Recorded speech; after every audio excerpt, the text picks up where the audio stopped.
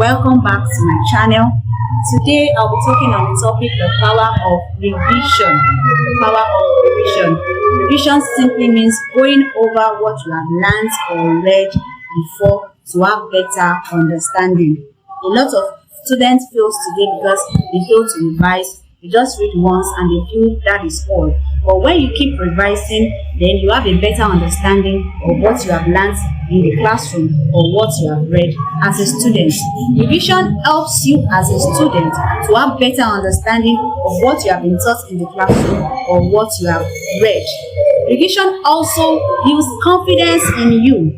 Revision also reduces exam tension.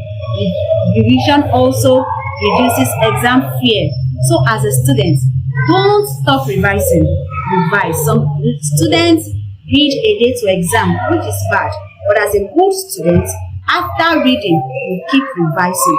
You revise until the day of the exam. Like I said, revision builds confidence during tests and exams. So as a student, keep revising. Don't just read alone and close your book. Keep revising. Keep revising. See you again in my next class. See you again in my next video and follow for more updates. Bye.